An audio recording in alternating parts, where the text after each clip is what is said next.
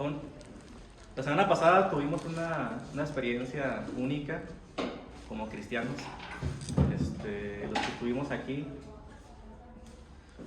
ya tendremos más, pero creo que fue importante experimentar gráficamente qué es lo que pasa con nuestras vidas, ¿no?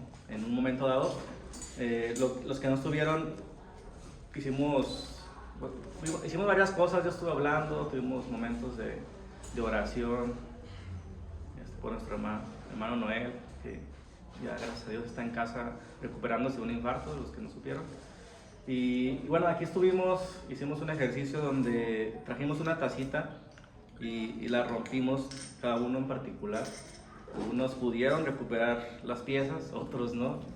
Otros salieron volando, otros pudieron reunirlas, pegarlas, ponerles pintura, otros no acabaron. Entonces, así es la vida de nosotros. A veces se rompe y no nos damos cuenta de lo que eso significa. Nos podemos dar cuenta en una taza, pero en nuestra vida no lo solemos reconocer, y es importante entender, aceptar lo que pasa en nuestras vidas para poder ponernos en manos de Dios, porque realmente si no estamos enfermos, ¿de qué vamos a ser sanos? Decía el Señor, los sanos no tienen necesidad de médico. Hoy quiero compartirles un sermón que he titulado Otra clase de paz, ¿sí? Y esta misma taza que rompimos la semana pasada, que la juntamos las piezas, las pegamos y les pusimos, no ocultamos la rotura, sino más bien la resaltamos con pintura que asemeja el oro. Esa misma taza aceptamos en esta serie, o proponemos que represente nuestra vida, ¿sí? Si esa taza representa nuestra vida, si hay piezas en nuestra vida que apenas reconocimos, que apenas comenzamos a llamar por su nombre, lo que entendemos después de una rotura, o que hemos entendido que nuestra vida a veces está rota, a veces hay piezas que las acabamos de juntar, que las arrumbamos, hay piezas que no encontramos, entendemos que la vida del ser humano necesita restaurarse, ¿sí? Y lo que nosotros a veces hacemos, en lugar de restaurarlas, es esconder por miedo, por vergüenza, por temor, ¿sí? Pero si nuestra vida se va reconstruyendo poco a poco, el mensaje de hoy es: no necesitamos esperar al final de nuestros días, cuando todo parezca estar bien, para comenzar a experimentar satisfacción y plenitud. Repito de nuevo, no esperamos en nuestra vida a que todo esté bien, a que estén todas las piezas resanadas, restauradas, para comenzar a experimentar satisfacción y plenitud. Muchas veces aplazamos nuestro gozo como creyentes. ¿Por qué? Porque las cosas no están bien y sentimos que no tenemos el derecho de estar bien, porque hay cosas que no están bien en nuestra vida y no podemos experimentar a veces la satisfacción y la plenitud. Y llevamos este año 2 temporadas completas tratando de llamar las cosas por su nombre, ¿sí? Sabiendo que hay parámetros, que hay signos vitales, que lo que sentimos de dolor no es la enfermedad, que hay cisternas rotas, hay humedad en la pared, hay una casa que se está destruyendo por dentro, y todo eso es necesario llamarle por su nombre, todo eso hace falta, pero hoy necesitamos pasar directamente al tratamiento. Ya aprendimos a llamar la enfermedad, a distinguir el síntoma, a aceptar el síntoma, ¿sí? Pero hoy creo que hace falta que pasemos al tratamiento, que es, digamos, un proceso doloroso, un proceso difícil que tenemos que atravesar. Y antes de decir en qué consiste, quiero que quede clara la razón por la cual no podemos aplazar más el tratamiento. Cuando hay un diagnóstico de una enfermedad y se aplaza el tratamiento, esa enfermedad suele agravarse, y todos lo hemos experimentado, ¿sí? Y yo quiero que aprendamos como creyentes. Si algo podemos aprender en este año con esa serie, es que quisiera que aprendiéramos, hermanos, a ser brutalmente honestos, ¿sí? Eso no significa que seamos imprudentes. Primeramente necesitamos ser brutalmente honestos con nosotros mismos y luego con aquellos que están cerca, ¿sí? Porque todos sabemos de alguna manera u otra lo que hablamos, Y cuando algo duele en nuestras vidas, cuando algo duele, es muy difícil aceptarlo delante de los demás. Lo vemos cada vez cuando nos preguntan, ¿cómo estás, hermano? Nuestras respuestas prefabricadas como creyentes es bendecidos. Nuestras respuestas prefabricadas como seres humanos es estoy bien. Y la respuesta corta estoy bien realmente esconde muchos problemas, ¿sí? Y como cristianos el bendecidos esconde muchos problemas que no hemos sabido aceptar. Estar bendecidos no significa que no estemos padeciendo necesidades ni dolores, son cosas diferentes. Entonces vamos a tratar de ser honestos como iglesia en este tiempo, ¿sí? Cuando no somos honestos, generalmente ante un dolor, ante un problema, lo que solemos hacer es aplazar. Lo visto desde el punto de vista médico, solemos anestesiar. ¿Qué significa anestesiar? Que mitigamos el dolor temporalmente, ¿sí? Es decir, el dolor no desaparece, el problema no desaparece, solamente la sensación de dolor. Y nosotros solemos anestesiar, y cada uno tendrá sus diferentes maneras de anestesiar sus problemas, su situación real, ¿sí?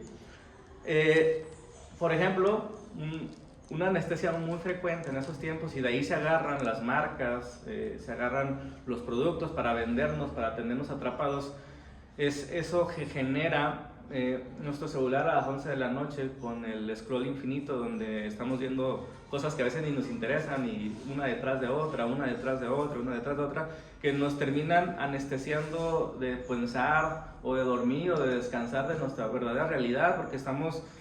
es difícil aceptar muchas cosas de nuestra vida, y entonces lo más fácil es distraerse, ¿sí? Por eso muchas cosas funcionan hoy en día sobre el entretenimiento, sobre la distracción, sobre los deportes, porque el ser humano necesita o enfrentar su problema o distraerse. ¿Y quién creen que va a ganar?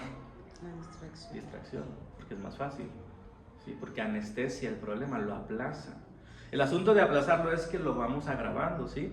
Muchas veces nuestra anestesia preferida va a ser, por ejemplo, el trabajo, ¿sí? Es decir, tenemos problemas en casa y es más fácil decir que todo es urgente y trabajar mucho y no llegar a casa. Puede ser una anestesia en nuestro trabajo, ¿sí?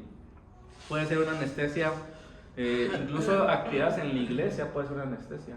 Muchas personas se enfocan en la iglesia y no enfrentan sus problemas en casa, ¿sí? Tratando de anestesiar, ¿sí me entiende el punto? Tratando de aplazar, enfrentar esa decisión, enfrentar esa enfermedad. Es como cuando el carro sabemos que está mal, sabemos que el foquito ya prendió, pero mientras que sigue arrancando le seguimos dando, y preferimos aplazar esa cita con el médico, con el mecánico o con el dentista, porque sabemos que cuando vayamos nos va a salir caro el tratamiento, ¿sí? Primero va a ser doloroso y en segunda instancia puede ser caro. Entonces empezamos a llenar nuestra vida de agenda, empezamos a llenar nuestra vida de actividades, y de actividades que muchas veces ni siquiera nos gusta, pero preferimos estar ahí entretenidos, distraídos, que enfrentar nuestras verdaderos problemas. Aprendimos en algún momento que sentir de frente, sentir con vulnerabilidad era demasiado duro, porque siempre es más fácil anestesiar, como decíamos, el dolor, que atravesar una cirugía y la recuperación, y se diga. Entonces vamos aplazando la cirugía, vamos aplazando el diagnóstico, y siempre es más fácil, como decíamos, aplazar una conversación que sabemos que va a doler que evitarla. Entonces, dicho esto, me encontré con algo que he estado investigando. Ahí me está interesando mucho últimamente con esas series que estamos hablando, acerca de por qué los seres humanos reaccionamos como reaccionamos, sentimos como sentimos, cómo se vinculan, ¿no?, las emociones con nuestros pensamientos, con nuestra vida real. Creo que el cristianismo en general ha rechazado la psicología, cuando la psicología puede hacer un buen diagnóstico. Aunque el tratamiento no estemos de acuerdo en lo que ellos hacen, sí podemos estar de acuerdo en el diagnóstico. ¿Por qué los seres humanos sentimos? ¿Por qué los seres humanos nos vamos hacia lo fácil, ¿no? Entonces, entender estas cosas, podemos entender que nuestro enemigo no son los psicólogos, sino es realmente nuestra misma complexión humana. Cómo hoy el ser humano está roto y cómo reacciona ante las circunstancias. Entonces, ¿qué quiero decir con esto? Algo que estaba investigando y que está muy bien documentado en la salud mental en estos últimos 20 años, lo que no se acepta, escuchen bien, lo que no se acepta no desaparece, sino se acumula y con el tiempo empeora. Lo que acabo de decir, o sea, lo que no aceptamos como tal vez estoy enfermo, el no aceptarlo no lo cura, ¿están de acuerdo? No, yo estoy enfermo, sino que lo agrava con el tiempo. Y eso está muy bien documentado de muchas maneras. Hay un experimento conocido que se hizo en la ciencia. A personas sanas se les pidió suprimir ansiedad.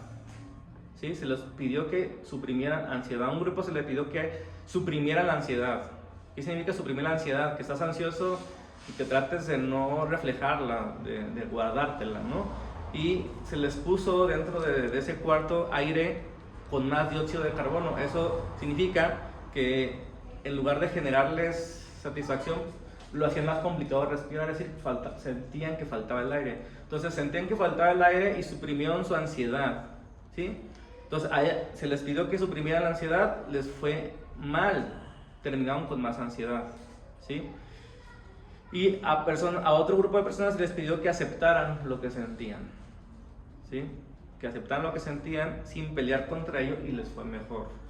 Es un experimento bien documentado que no se los puedo explicar completamente con técnico, términos científicos, pero lo que quiero decir es, suprimir la ansiedad empeora la situación. Aceptarla, enfrentarla, dolerte por la ansiedad, mejora. O sea, es un experimento que se hizo, pero lo vemos en cualquier cosa. Lo vemos en el carro, lo que aplazamos empeora, lo vemos en nuestra salud, una gripa mal cuidada empeora. ¿Sí? Un cáncer detectado tarde, es muy tarde, ¿no? Entonces, todas las cosas que no se atacan a tiempo, que no se afrontan, que no se aceptan a tiempo, se empeoran con el tiempo, ¿sí? Y esto, hermanos, es lo que hace el maquillaje, de lo que hemos estado hablando durante toda esa serie que se llama Espiritualidad sin maquillaje. Porque aprendimos una espiritualidad con maquillaje, una espiritualidad que no pueda aceptar la realidad, porque serías mal cristiano y tú aceptas que estás padeciendo problemas, que no tienes dinero, que tienes ansiedad, que tienes preocupación, que tienes dolor, que estás deprimido. Esa espiritualidad no es aceptada en los cristianos, pero creo que es peor una espiritualidad con maquillaje, porque va a empeorar con el tiempo, ¿sí? Entonces, eso es lo que hace el maquillaje, no cubre la grieta o el problema de abajo, sino que la grieta comienza a crecer debajo, donde nadie la ve, hasta que se hace muy difícil de tratar, ¿sí? Explota. Entonces, en resumen de lo que he dicho hasta el momento es que el dolor reprimido nunca termina bien. La realidad aplazada, nuestros problemas aplazados, nuestras situaciones aplazadas o evitadas nunca terminan bien. ¿Queda clara esa parte para todos? ¿Están de acuerdo conmigo? Sí. Pero aquí, entonces, los cristianos nos enfrentamos en un conflicto. Los cristianos, los creyentes. Por un lado, hemos creído, nos han enseñado que para ser cristianos, para servir a Dios, hay que tener cierto nivel de perfección, ¿sí? Entonces, si hay que tener cierto nivel de perfección para servir a Dios, lo que hacemos, los que queremos servir a Dios, es maquillar nuestros problemas, ¿sí? Tratar de ocultarlos, de minimizarlos. Ese es un problema, pensar que el cristianismo tiene una vara alta para servir a Dios y entonces, como nadie alcanza, pues maquillamos, porque yo sí digo que tengo problemas o que tengo dudas, no va a poder servir. Si digo que tengo problemas en casa y que no va a poder servir, entonces ¿qué hacemos? Ocultamos para poder servir. Eso es un problema, de un lado, la espiritualidad con maquillaje. Por el otro lado, las personas que también ven la misma situación, que el cristianismo, para servir a Dios, hay que tener cierto estatus y nunca llegamos, nunca sirven. ¿Entiende el asunto? Hemos pensado que el cristianismo es tener cierta altura, cierto nivel espiritual para poder servir a Dios. Y entonces, como no lo alcanzo, pues me maquillo para alcanzarlo, oculto problemas y sirvo. Y por el otro lado, como nunca lo voy a alcanzar y siempre voy a tener un problema, no puedo servir y nunca sirvo. ¿Ven el problema? Los que sirven con maquillaje y los que de alguna manera ahora ven su problema, no sirven. ¿Qué es el resultado? Lo que vemos. Cristianos que no estamos totalmente convencidos y comprometidos con la causa. ¿Por qué? Porque tenemos problemas y entonces no podemos servir, o los que sirven ocultan. Y eso es una situación que trae buenos frutos. ¿Están de acuerdo? Ambos casos entonces llevan a la misma falla. Cristianos que no tienen el gozo, que tienen una insatisfacción a la hora de servir, ¿sí? A la hora de ser cristianos. O sea, si alguien llegara hoy o llegara a cada iglesia y nos detecta nuestro estado de ánimo, ¿cuál creen que sería el resultado mayoritario? ¿Personas con gozo? ¿Personas con paz? Y no estoy juzgando, estoy diciendo la realidad. En cambio, si van, que no es lo mismo, y lo he dicho en otras ocasiones, si van a un teatro o a un espectáculo deportivo, ¿cuál es la sensación de las personas? Pero esa felicidad es temporal, y nosotros al menos tenemos que aceptar que si no estamos con gozo es por una razón y no es nuestra realidad. Y se vale que hoy no sintamos gozo y poder ser coherente con eso. Se vale, porque de otra forma sería negarlo. Entonces,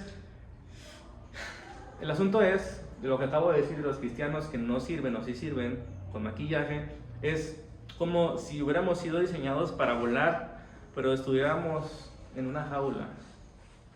Eso resumo como el cristianismo, ¿sí? Fuimos diseñados para volar, pero estamos en una jaula. ¿Cuál creen que sea el resultado? Insatisfacción o costumbre.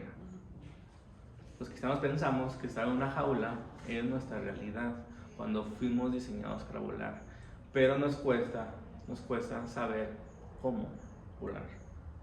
¿Ok? Entonces, ¿cuál es el primer paso para un tratamiento? Ya entrando en materia. ¿Cuál es el primer paso para un tratamiento? Para la taza rota, una vez que las piezas son llamadas por su nombre, son reunidas de nuevo, y ¿qué es el siguiente paso para poder asumir que estando siendo restaurados? ¿Sí? Ya hemos hablado de cada pieza tiene su lugar, ¿no? Cada pieza en nuestra vida tiene su lugar. Lo hemos hablado como una casa, nuestra mente, nuestras emociones, nuestro cuerpo, cada pieza tiene su lugar y hay que atenderla, ¿sí? Porque si descuidarla nos lleva, descuidar la salud física nos lleva a no algo bueno, ¿no? Descuidar la salud mental nos lleva a algo no bueno, igual lo emocional, nuestra relación con el trabajo, con el dinero, con la comida, todo se va retroalimentando. Tenemos que llamar las cosas por su nombre. Si yo tengo un problema hoy con la comida, tengo que llamarle por su nombre. Si yo tengo un problema hoy con mi salud, tengo que llamarle por su nombre, ¿me explico? Porque de otra manera se iría a seguir maquillando nuestra situación. Entonces tenemos que aprender primero a llamarle por su nombre, poner las piezas en su lugar, intentar que venir digamos que al taller del artesano a que nos pegue, ¿sí? Y nos empiece a restaurar. Eso es lo primero que tenemos que hacer. Entonces, el asunto aquí es, hablando de que los creyentes son llamados conforme a un propósito, que el ser humano fue creado a la imagen de Dios con un diseño original. La pregunta que tendríamos que responder en esta nueva serie es: ¿cuál es el propósito? ¿O cuál es el llamado del cristiano? Porque si estamos hablando que perdimos o estamos rotos, eso quiere decir, por lo que acabo de decir, que el cristiano no sirve porque se siente menos o porque oculta. El asunto es entonces cuál es nuestro llamado, cuál es nuestra vocación como creyentes. Y creo que estarán de acuerdo conmigo, y hay un montón de estadísticas donde habla que el cristiano no siente la convicción sobre la misión de la gran comisión, ¿sí? ¿Cuál es nuestro propósito en esta tierra? ¿Cuál es nuestra responsabilidad?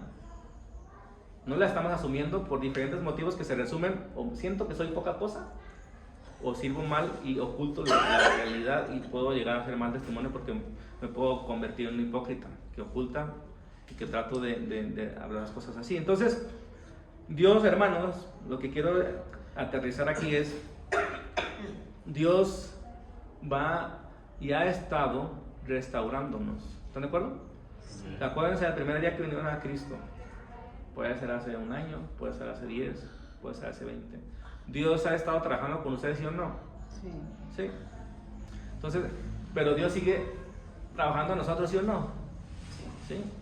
Entonces, el asunto es, no tenemos que esperar hasta que Dios termine la obra para comenzar a asumir nuestro diseño, nuestro propósito. Y ese es el gran mensaje de esta serie.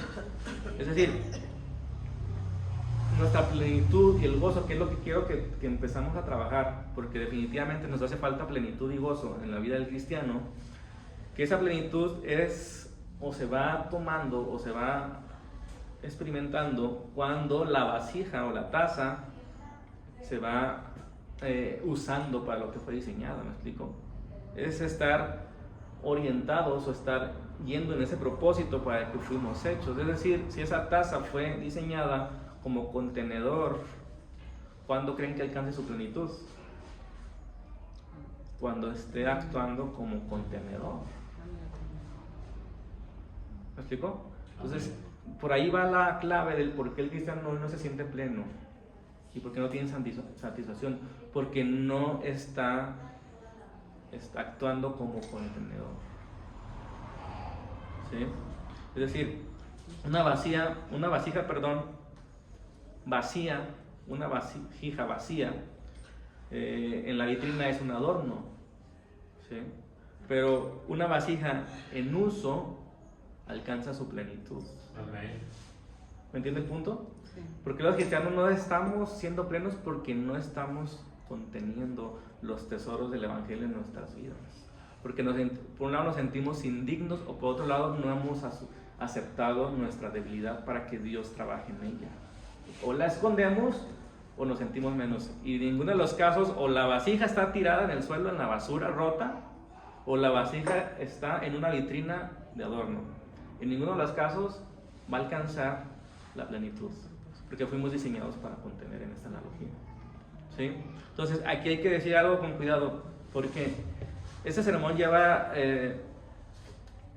llevo desde el principio denunciando la actividad como anestesia. Es decir, poner la vasija en uso no significa llenarnos de actividades, significa que la vasija vuelva a su propósito. ¿Me explico? Entonces, eso es importante. Entonces, en nuestro lenguaje, en los objetivos de esa serie, ese propósito al cual fuimos llamados, hermanos, lo hemos etiquetado como paz. ¿Sí? ¿Cuál es el propósito? Nuestra paz y todo lo que eso significa. Paz no es solo sentir bien, paz es orden. Paz es orden. Orden es cada pieza en su lugar, puesta conforme al diseño original. ¿Están de acuerdo? Entonces, el propósito de Dios es que lleguemos a esa plenitud, a ese gozo mediante la paz, es decir, mediante el orden en nuestras vidas. Cada signo vital en orden, en parámetros. ¿Más o menos? Ok, entonces para ser plenos necesitamos que nuestra vida, hermanos, comience a tomar forma y propósito para la cual fue diseñada. Para ser plenos necesitamos que nuestra vida comience a tomar forma y propósito para el que fuimos diseñados. La pregunta aquí es, ¿una vasija con alguna grieta, con alguna rotura a la vista, puede servir? Les pregunta. ¿Una vasija con todavía alguna rotura puede servir? Sí. ¿Sí o no? Sí. Sí.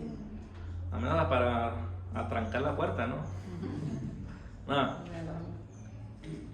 Fíjense, y esta imagen quiero que arranquemos con esto esta nueva temporada.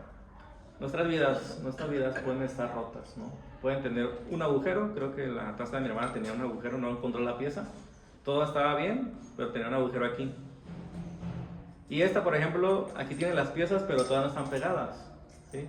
Y tiene una abertura, ¿sí? La pregunta es, ¿cómo podemos servir si todavía hay grietas? Es decir, lo que dije al principio de los cristianos que saben su debilidad y que por eso no sirven. ¿Cómo podemos servir si tenemos aún muchas áreas de nuestra vida que tienen que crecer? Y lo que quiero ilustrar esa circunstancia o esa situación que a todos nos va a pasar y que nadie va a ser perfecto, ¿sí? Y que a todos nos va a faltar algo, lo que quiero ilustrar con esto, hermanos, es que en una casa, en una vida cotidiana, hay diferentes tipos de vasijas, ¿están de acuerdo? Vasijas amplias, vasijas hondas, vasijas de diferentes circunstancias, de diferentes figuras, y todas aportan algo distinto. Yo quiero que veas tu vida como una vasija diferente a la persona que tienes a un lado.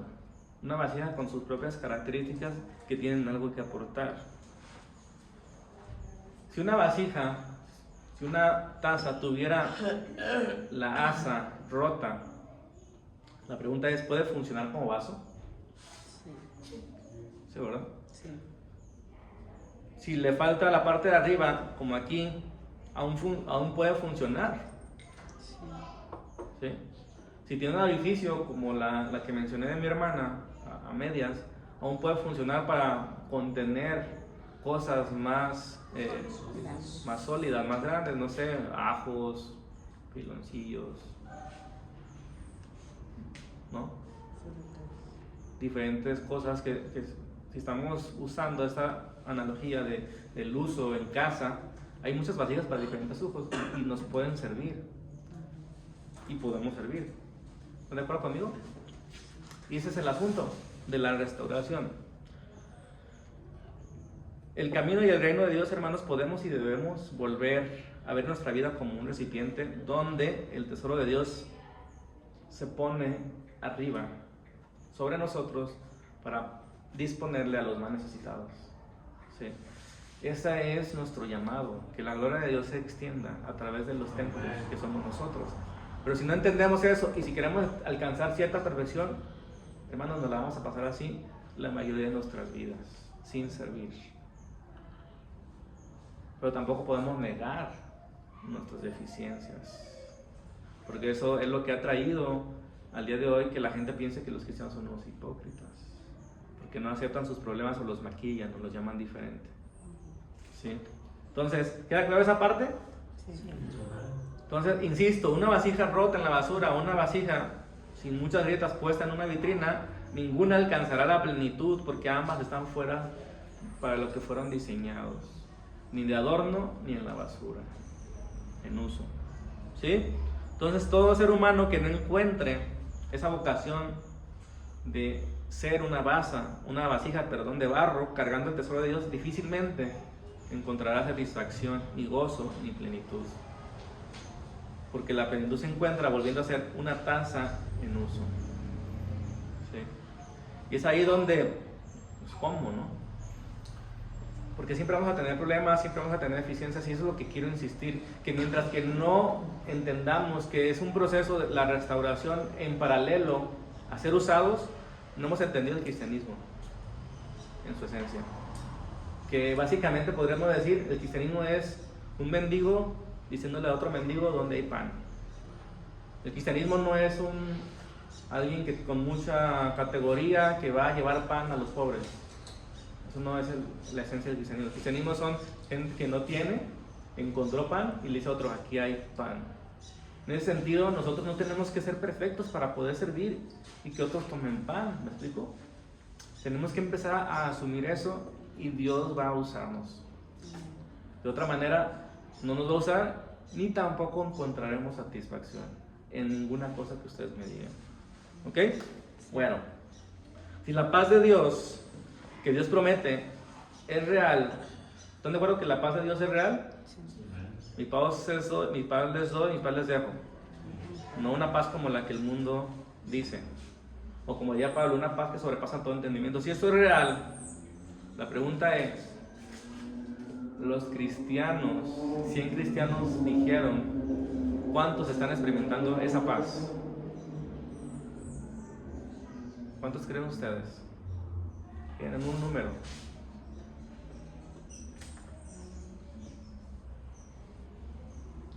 Pueden decir, la mayoría experimenta la paz o la minoría experimenta la paz. ¿Qué creen ustedes? Con lo que crean, no pasa nada. Pienso que la minoría. ¿La minoría? ¿Quién piensa que la minoría de creyentes está experimentando una paz como la que Jesús ofrece, que sobrepasa todo entendimiento? ¿Quién piensa que la mayoría está experimentando esa paz? ¿Y los demás? Bueno, ¿se entiende? ¿Sí? Y es que creo que primero tenemos que aclarar qué es la paz, porque si la paz es no hay ningún problema, pues nadie la experimenta. Creo que es un punto. La paz no significa que no haya problemas, ¿sí? Y de alguna manera u otra nosotros tenemos una vocecita que nos está diciendo, no, todavía falta algo. Cuando resuelvas esto, cuando sanes aquello, cuando por fin tengas la vida en orden, ahí sí vas a servir y a estar en paz con Dios. Todos tenemos esa vocecita que nos hace falta algo, ¿sí? Que tú no eres digno de decir nada, ni de ayudar, ni de participar en el reino. ¿Sí les ha aparecido esa vocecita en ustedes? Pues déjenme decirle que esa vocecita no es de Dios. No quisiera decirle que fue del diablo, pero a lo mejor fueron malas enseñanzas que hemos tenido. No hay que echarle toda la culpa al diablo, ¿no? Entonces esa voz, hermanos, esa voz de que ya estás listo, nunca va a llegar, porque siempre va a faltar algo, ¿no? Entonces, mientras nosotros sigamos alimentando esa voz, vamos a aplicar anestesia en lugar de afrontar la realidad. Es decir, el dolor que no se acepta, el que se pospone con la esperanza de resolverlo después, con más calma, con más tiempo, con más fuerzas, ese después nunca va a llegar, ¿sí? O si llega con intereses. ¿Conocen los intereses? Sí. ¿Conocen las tarjetas de crédito? Unos más que otros. Pero, ¿qué pasa cuando durante un año pagas el mínimo de la tarjeta de crédito? Pagas los intereses. Se va Insostenible, aumentando la cuenta. ¿no? 1,000 pesos que debías se convierten en 100,000 con el interés compuesto. Y eso lo aprendimos muchos cuando usamos nuestra primera tarjeta de crédito. Y es engañoso ese pago mínimo. O sea, al mínimo tú dices, qué buena onda son. Y lo pagas durante unas veces y después ya debes el triple. Caray. Ellos me dijeron que el mínimo. Ese es el asunto, ¿sí? Tarde o temprano va a explotar. Cuando nosotros aplazamos nuestra responsabilidad de afrontar nuestros problemas. La responsabilidad de afrontar que somos llamados a hacer luz, a hacer una vasija de barro, ¿sí? Entonces, esto que les acabo de decir, hermanos, sobre el dolor, sobre no aceptar, les digo, hay mucha investigación, muchos estudios que se han hecho. Entonces, aterrizando a lo que me interesa mucho en esta serie, a mí me interesa mucho, hermanos, que como creyentes experimentemos lo que coloquialmente llamamos felicidad, ¿sí? O que cristianamente yo llamaría paz, ¿sí? O que bíblicamente las bienaventuranzas llaman bienaventurado, dichoso, ¿no? Esa paz, esa dicha, esa felicidad, hermanos. La investigación la investigación arroja sobre felicidad y bienestar se ha estudiado durante décadas, casi 80 años, en muchos países, en miles de personas. Para no hacerles el cuento largo y no darles datos que ahorita no vamos a poder manejar, lo que quiero decir, hermanos, en resumen, que lo que aparece una y otra vez como gran porcentaje por la cual las personas es feliz, es cuando esas personas tienen a alguien con quien contar. ¿Sí? Fíjense, no fue el dinero, no fue el logro, no fue el poder, por el cual nos desvivimos, por el cual damos el 90% de nuestras energías y nuestras fuerzas. No es eso lo que la gente percibe como felicidad o dicha, sino el contar con alguien.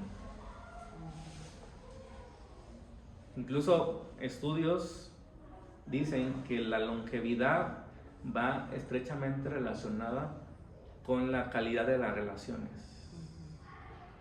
No es hacerte vegano, ni una vida disciplinada en el ejercicio, que es bueno, sino la calidad de las relaciones que tenemos con las personas. Fíjense, cómo son las cosas. No fue el dinero. Son los mayores de nuestros problemas. Obviamente el dinero tiene una correlación y lo vamos a ir revisando en el transcurso de los sermones, porque quien tiene muchas necesidades pues tampoco puede experimentar buenas relaciones, ¿no? Porque le falta el dinero. Pero el dinero no es como la base, ayuda a solventar nuestras necesidades más básicas, ¿sí? Y hay que hacerlo. Pero me pareció muy interesante esto, incluso en personas que están al borde de la muerte y que pueden hablar con alguien, lo que más les preocupa no es la cuenta bancaria o cuántas cosas o no tienen en casa, sino cómo están con sus hijos, cómo están con sus hermanos. Entonces, si las relaciones es lo más importante para el ser humano para ser feliz, ¿están de acuerdo que las hemos descuidado? ¿O no las hemos disfrutado como debiera? Hasta que lo entendemos o hasta que lo perdemos, lo entendemos, ¿sí? Entonces, es importante, o sea, nosotros lo sabíamos por las escrituras, pero si todo apunta a que es así, ¿por qué entonces no trabajamos más en lo que deberíamos trabajar? ¿Explico? ¿Cómo no reestructuramos nuestros días o nuestra manera de ver la vida a tener a personas con quien contar? ¿Por qué no cultivamos las relaciones? ¿Sí? O sea, no tienen que ser muchas, tienen que ser las que están cerca. Entonces, ¿qué más podemos ver en esta parte? Que otra estadística interesante es que la mayoría de las personas que dicen ser felices o que tienen alto porcentaje de percepción de felicidad, la mayoría de ellas también tienen mucho estrés, ¿sí? También pasan muchas dificultades. Entonces, a lo que quiero llegar es la vida plena que ofrece Cristo, la paz que Él da, no va a ser libre de aflicción, ¿sí? O sea, incluso las estadísticas lo corroboran. Que nuestra vida tenga problemas, situaciones, no nos quita que podamos ser plenos y disfrutarla. Muchas veces hasta que sintamos que no hay problema, queremos disfrutar algo, pero no es así.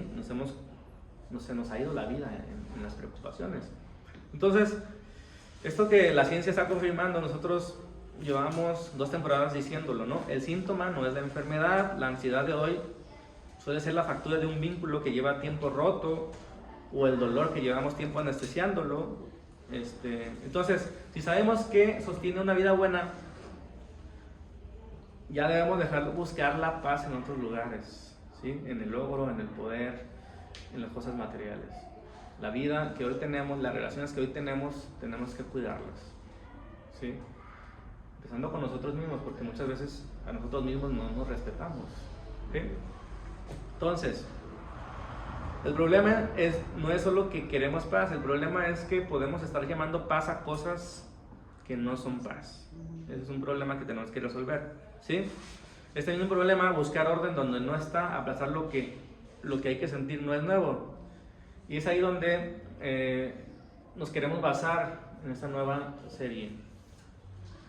Todos hemos escuchado el Sermón del Monte, ¿sí? Y el Sermón del Monte comienza de una manera muy particular. La Reina Valera dice: bienaventurado el que es pobre en espíritu. Bienaventurado el que llora. Bienaventurado el que tiene humildad o el que es manso, ¿sí? Y termina diciendo: bienaventurado el que trabaja por la paz. O la Reina Valera dice: el pacificador. Que es algo que quiero aclarar el día de hoy, y con eso me encamino al final de este sermón. Fíjense, el Sermón del Monte fue predicado en el año 30 después de Cristo, es decir, hace casi 2000 años exactamente. Fue predicado no en un teatro donde hay libertad de religión, ¿no?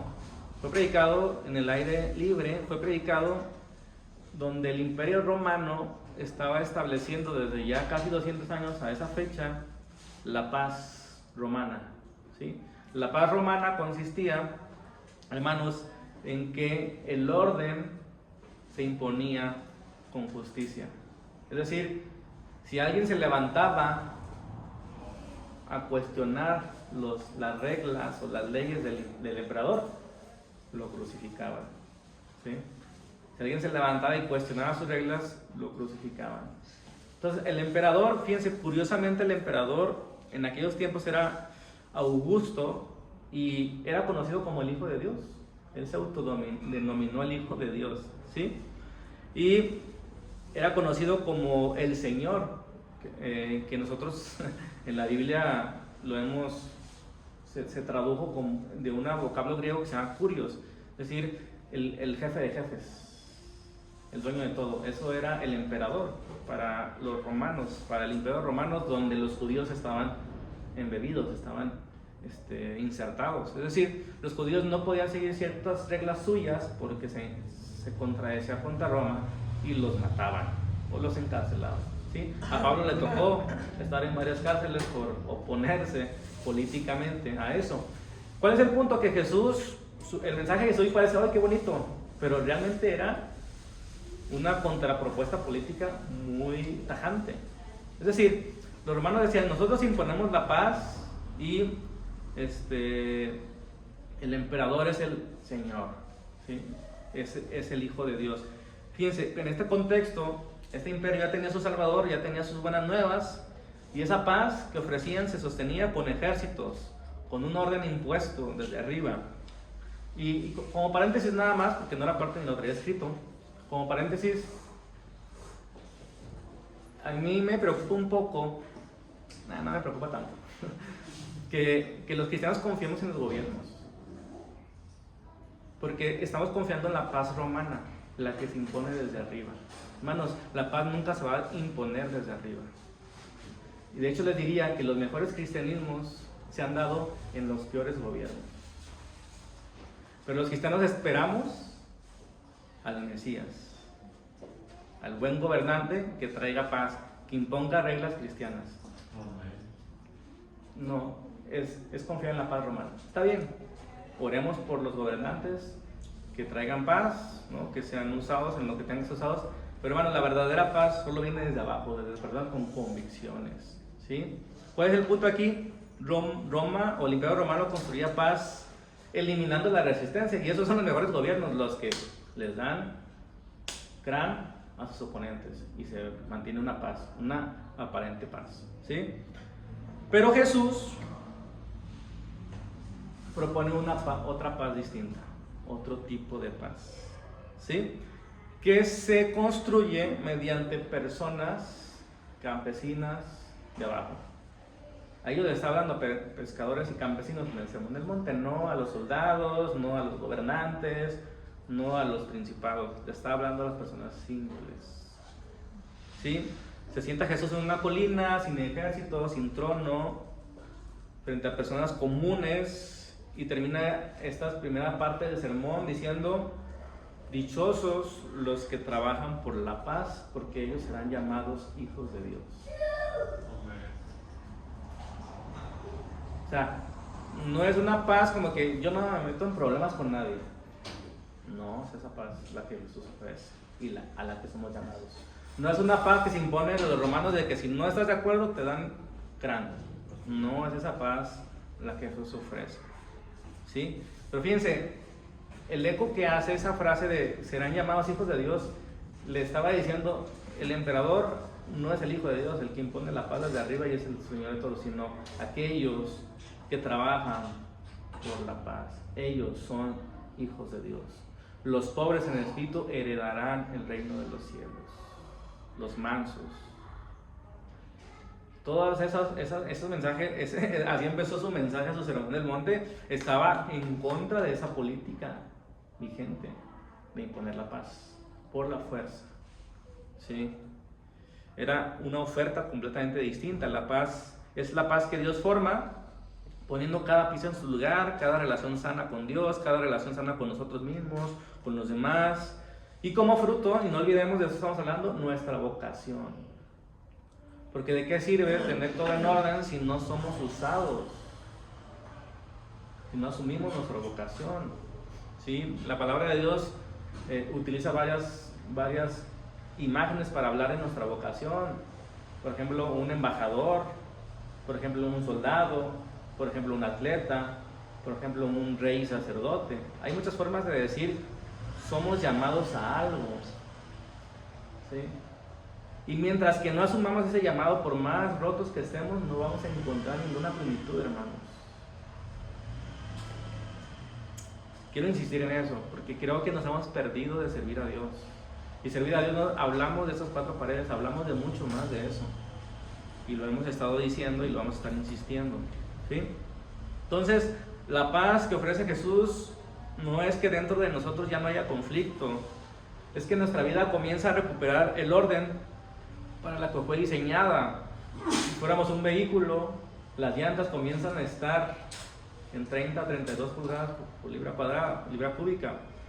El aceite donde debe estar, ni más ni menos, donde están esos parámetros, ¿sí? El agua en el radiador donde debe de estar, ¿no? En la gasolina, o sea, todo lleno o en parámetro. Y el asunto es, lo entendemos en el carro, pero no lo entendemos en nuestra vida espiritual. Necesitamos empezar a entenderlo ya, ¿sí? ¿Se siente como regaño? Dígame la verdad, ¿no? Entonces, para así poder meterle más fuerza, porque sí quiero regañar. No. Entonces, esa paz, hermanos, es en esta serie el objetivo que hemos estado insistiendo. Esa paz para que el siervo de Dios sea enteramente preparado para toda buena obra. Cuando tengamos esa paz, vamos a estar preparados para cada buena obra. ¿Sí?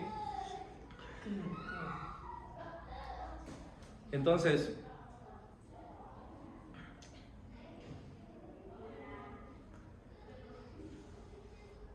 esa paz que ofrece Jesús, la pregunta es, ¿la podemos experimentar hoy a pesar de nuestras aflicciones? Sí. Sí. Y ese es el descubrimiento más grande que vamos a tener en esta vida. Esa paz la podemos experimentar ya. No hasta el final de nuestra vida, no cuando todo esté acomodado, porque creo que ese es uno de los errores de los cristianos, hasta que ya madure, ya ahora sí, me bautizo. Muchos dicen, no, ya hasta que agarre el rollo me bautizo. No, ya. Pues no has entendido la fe. El sentido de urgencia, ¿no? Esa gratitud de ser rescatado, pero ese conocimiento de que necesito ser restaurado, no solo el perdón, sino que se restaure lo que está siendo roto, ¿sí? Entonces, para trabajar por la paz es, digamos que el mensaje que vamos a estar hablando de esta serie. Trabajar por la paz, repito, no es hasta que toda la casa de nuestra vida esté en orden, pero puede empezar. Lo que sí debe pasar algo antes de comenzar a trabajar por la paz, hermanos. Lo voy a decir con un versículo bíblico. Cuando uno empieza a trabajar por la paz es cuando uno comienza a sacar la viga de su ojo. ¿Entiende? ¿Qué dijo Jesús? ¿Cómo vas a querer sacar la viga del ojo de tu hermano si no has sacado la viga de tu ojo? Es decir, lo primero que hay que hacer, y lo que nos enseñan las primeras bienaventuranzas, es reconocer que estamos rotos, reconocer que tenemos carencias y debilidades y que estamos regando muchas cosas. No con cinismo, con aceptación, con realidad, sin maquillaje. Esa aceptación así desnuda de que tengo carencias, hermanos, generalmente nos va a llevar a que nos duela más, ¿sí? Saber que somos perdonados, saber que podemos ser restaurados y tener esas carencias y aún así ser parte del reino de Dios nos va a llevar a llorar, a un duelo, ¿sí? Y todo esto, ver la necesidad, llorar y dolerte por ella, no es otra cosa que comenzar y aprender a ser humilde. En ese transcurso de reconocer tus debilidades, tus pecados, tus carencias, que dañas a otros, que otros se dañan, ese es el primer paso para comenzar a trabajar con la paz, por la paz, perdón. ¿Sí? Solo cuando pase eso tú puedes sacar la viga de tu ojo y poder comenzar a trabajar en la astilla de los demás. Porque lo hacemos al revés, ¿verdad? No sacamos la viga de nuestros ojos y queremos sacar las astillas y le sacamos los ojos. Entonces, las personas que hoy más conocen de Biblia y de cristianismo son los que más dañan a los demás. con sus discursos de que el cristiano no debe hacer eso, un cristiano no debe hacer lo otro. Y la persona necesita que se saquen la astilla, no que le saquen el ojo. Pero como no ha sacado su viga, porque no ha reconocido sus carencias en otros aspectos, porque es fácil criticar al borracho, al drogadicto, pero no es fácil criticar al hipócrita, al que viene aquí y no está aquí, al que se siente más que los demás. Ese es el primer paso para trabajar con la paz, es ese: reconocer lo que somos, tener la humildad, y ya. Los demás se va a ir construyendo con el tiempo, ¿sí? Reconocer la necesidad, los problemas, los dolores, las carencias, dolerse por ello, aceptar la pérdida, aceptar nuestros fracasos, aceptar el duelo, aprender la humildad. Entonces, sentir dolor, hermanos, ante un golpe, ¿es normal o no? Sí, ¿no? O sea, que alguien te golpee y tú digas, ay, qué bendición, no está funcionando bien tu vida. ¿Estás de acuerdo? O sea, ¿por qué vamos a actuar incoherente a la realidad? Si nos duele que nuestro papá está al borde de la muerte, pues nos va a doler, y que te duela y sácalo. O sea, yo lo he dicho muchas veces y yo lo viví. O sea, hemos aprendido a que en el funeral debemos ser fuertes. No somos el Espíritu Santo. Si hoy te tienes que quebrar en tu casa con tu esposa, québrate. Si ya no puedes más por las finanzas, québrate. Eso es lo normal. Ya dije la primera mitad del sermón que reprimir el sentimiento te va a causar más daño. Por eso los malentendidos, salmos imprecatorios son muy necesarios. Es decir, ir con Dios, y si es necesario maldecir a alguien, ve con Dios y maldícelo delante de Dios. Suena raro decir eso, ¿no? Pero eso es lo que hacía David. ¿Estaba alegre? Cantaba alabanza. ¿Estaba triste? Lamentaba. ¿Estaba enojado? Lanzaba maldiciones. Québrale los dientes, la que me acuerdo siempre. Québrale los dientes a esos. Es muy cristiano, no, es muy humano. ¿Sí? Sentir el dolor, sentir el agravio es natural.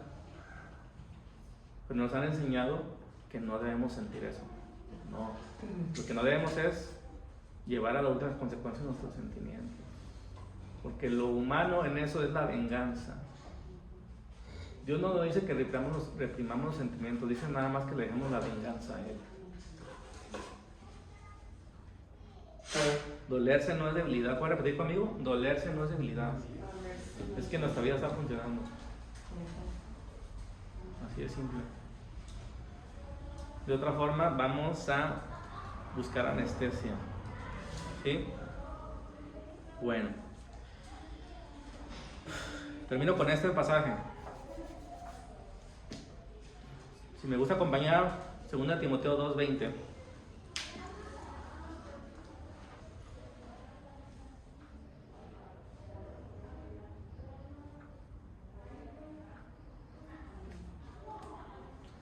Segunda de Timoteo 2:20 dice así: en una casa grande no solo hay vasos de oro y de plata, sino también de madera y de barro, unos para usos especiales y otros para fines ordinarios o comunes.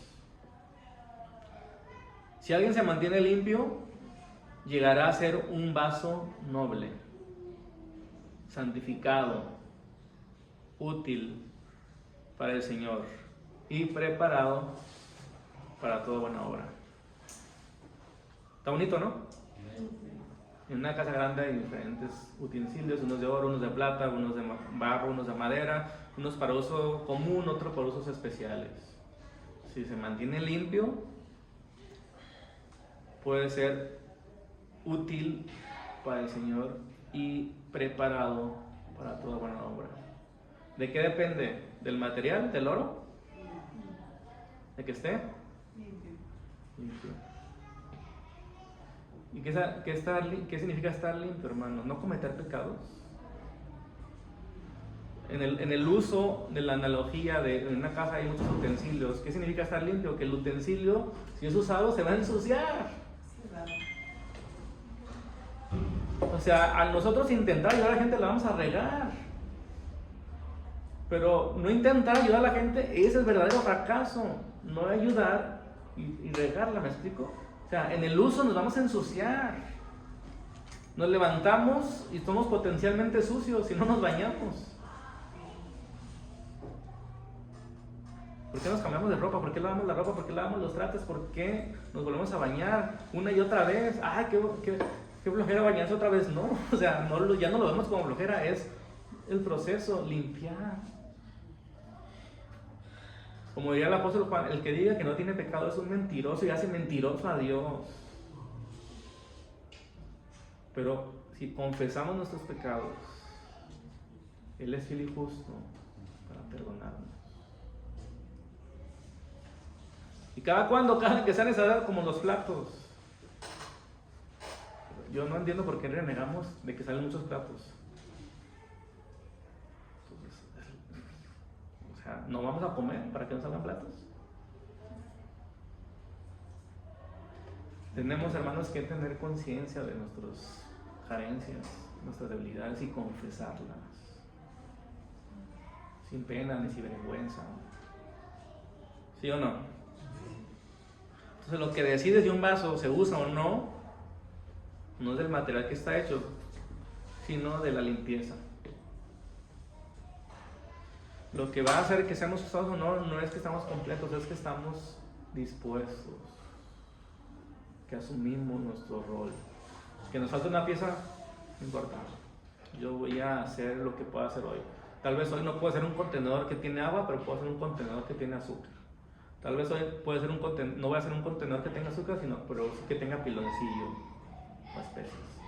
Pero voy a hacer un utensilio, quiero ser un utensilio, voy a limpiar, voy a buscar llevarle las piezas al Espíritu Santo, que las ordene, a que las restaure, a que las perdone. Hermanos, ustedes son ese vaso. Yo soy este vaso. Aquí van a seguir las grietas, ¿sí? Pero aún así Dios quiere usarnos. Le urge que entendamos eso.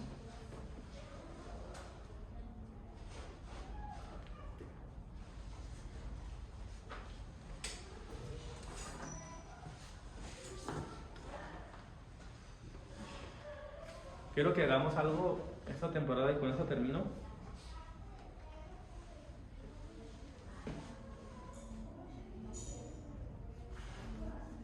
Hemos escuchado muchos sermones en la vida, ¿no? Buenos, malos, regulares. Todos tienen algo que decirnos, que enseñarnos. Pero, si yo sacara estadísticas, yo diría que poco hacemos con los sermones. Es decir, poco provecho le sacamos. Lo hemos entendido como consumo, es decir, es lo mismo venir a un sermón que ir a ver un fútbol. No es lo mismo, ¿están de acuerdo? Entonces, quiero que hagamos algo.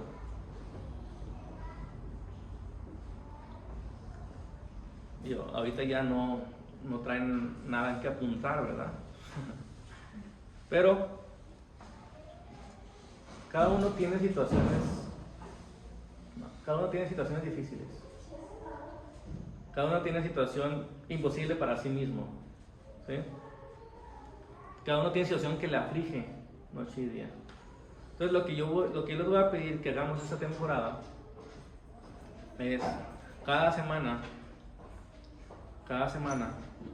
vamos a anotarlo y llevarlo a una oración. No sé, mi hija, mis finanzas, búsqueda de trabajo, mi esposa, mi salud física, mi salud mental, algo que apuntarlo. que llevarlo en oración. Son 2 pasos ahí, ¿no? Apuntarlo y llevarlo en oración. Y conforme vamos avanzando en esos sermones, yo quiero que tengamos la confianza de que esa situación la llevemos con alguien más. ¿Me explico? Porque en todo proceso de sanación, de sanidad, de recuperación, de restauración, necesitamos a alguien más, necesitamos ser acompañados. Y nos va a dar vergüenza tal vez. Pero mientras que no venzamos esta vergüenza, no hemos entendido lo que es la restauración.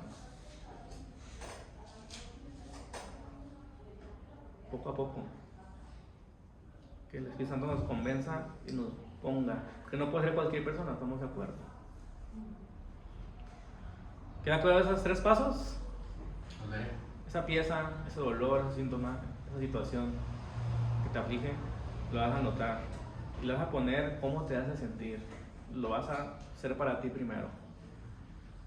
Lo vas a llevar en oración durante toda la semana. Pero de verdad en oración durante toda la semana.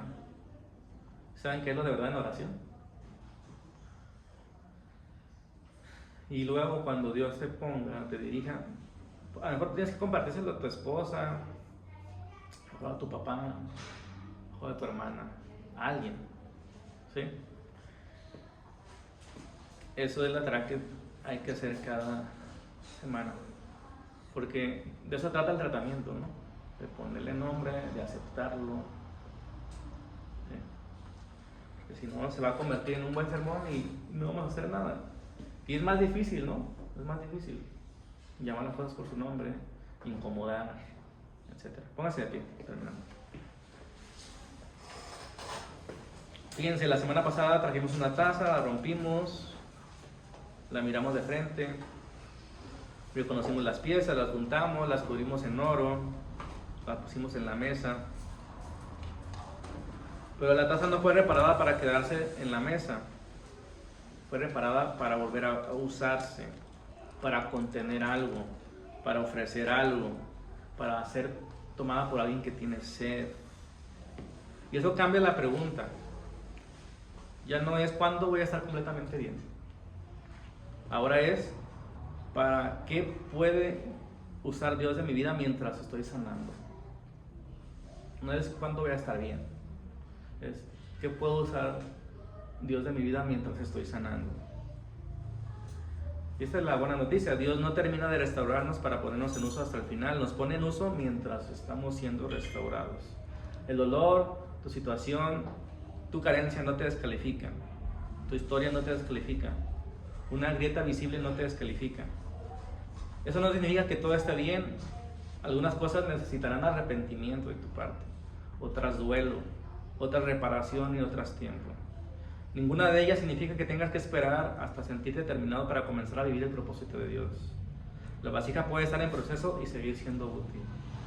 Padre, te pedimos esta